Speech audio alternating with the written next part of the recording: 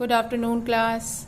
Yesterday we have done the classwork of Geography Chapter 1. We have finished short question answer, first to 5. Today we will, yesterday we have finished very short answer type questions. तो first to 5 हम लोग कर चुके हैं and today we will start the short answer type questions. तो classwork डालो और date डालो 28/4/2020.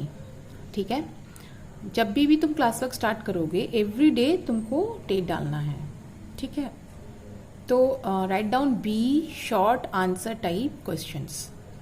First question, give the meaning of environment. Environment का क्या मतलब है?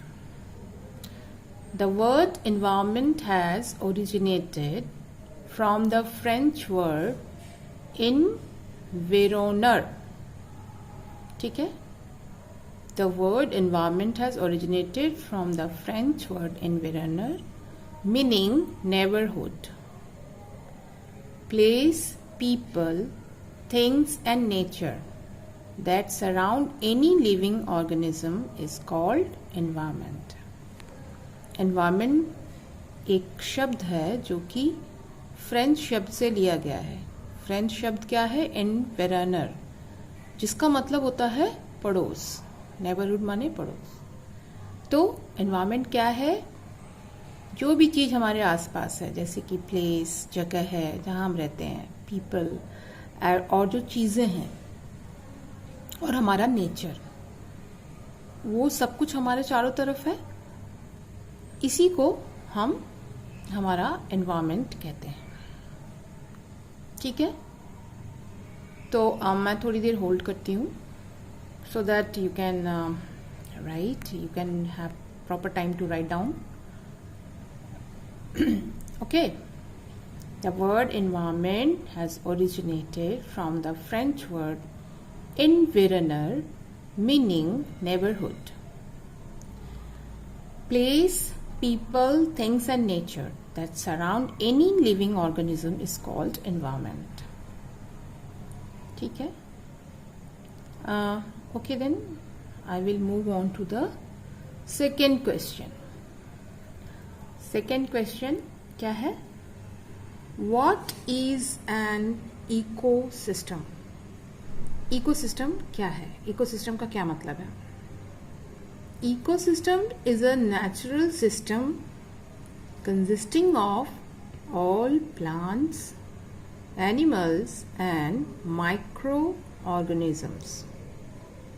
Ecosystem is a natural system consisting of all plants, animals and microorganisms which interact with all the physical factors of the environment. Ecosystem is a natural system consisting of all plants, animals and microorganisms which interact with all the physical factors of the environment. मतलब ecosystem वह system है जिसमें plants, animals और micro organism मतलब ऐसे छोटे छोटे जीव जिनको हम देख नहीं सकेंगे विदाउट माइक्रोस्कोप्स. ठीक है, ये तीनों ही चीज़ें मतलब प्लांट्स, एनिमल्स, माइक्रो ऑर्गेनिज्म सब एक दूसरे से इंटरेक्ट करते हैं in the physical factors of the environment. भौगोलिक जो फैक्टर्स होते हैं उसके अंदर ये एक दूसरे से इंटरेक्शन करते हैं. मतलब they are dependent on each other. जैसा कि मैंने चार्ट में बताया था, plant is eaten by rabbit and then rabbit is eaten by the fox and the fox is eaten by the tiger or lion. Then the lion is dead. When the lion is dead, its body decomposes and fed up by the microorganism. Then it mixes in the soil. Then this soil gives nutrient to the plant again and all the source of energy is sun. ठीक है ना, बताया था ना मैंने. आई think you have completed, लिख लिया होगा अब तक जब तक मैं एक्सप्लेन कर रही थी. तो मैं अब 2 क्वेश्चन करा चुकी शॉर्ट का, इसके आगे मैं कराऊंगी. अब I will move on to the third question वही डेट है, आज का ही काम है। थर्ड क्वेश्चन में तुम्हें लिखना है शॉर्ट आंसर का third question. State the importance of atmosphere. Atmosphere यानी हमारे चारों तरफ जो पृथ्वी के चारों तरफ जो वातावरण है हवा का, उसका क्या इम्पोर्टेंस है, महत्व क्या है।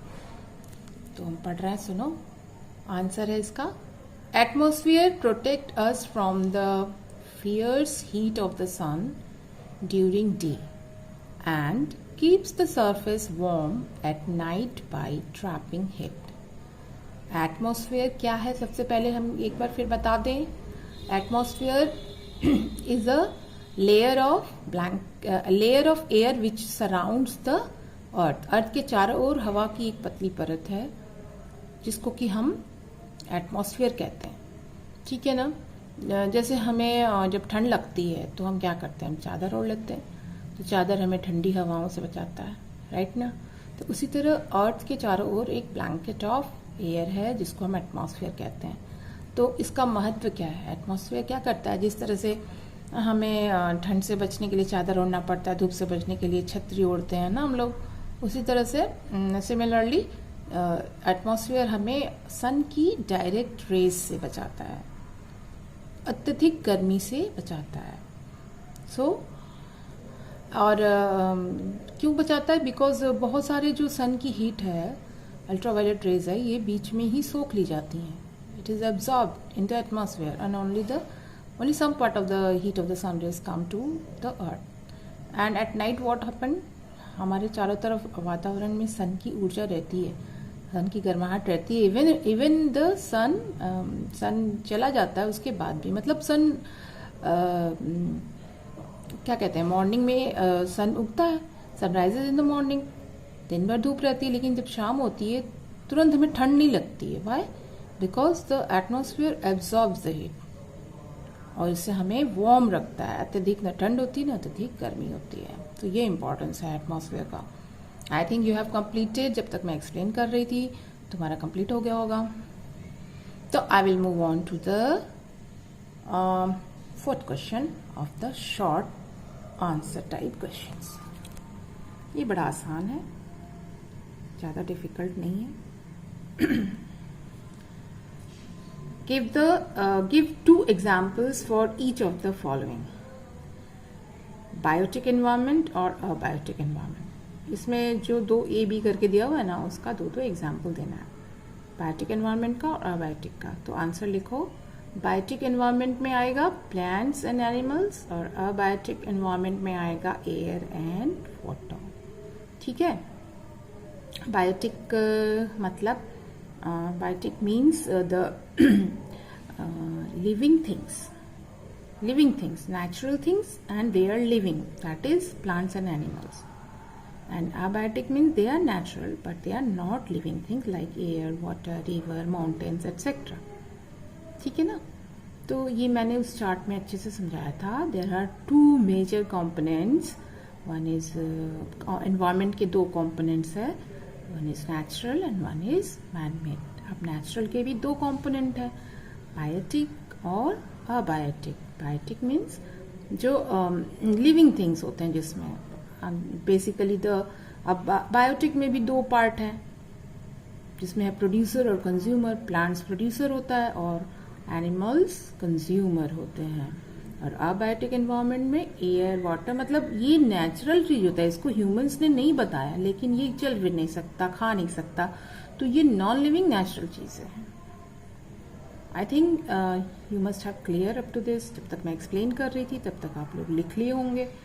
तो after this you have that means you have completed very short question answer and you have completed short question and answer. Next day I will give you long answer type questions.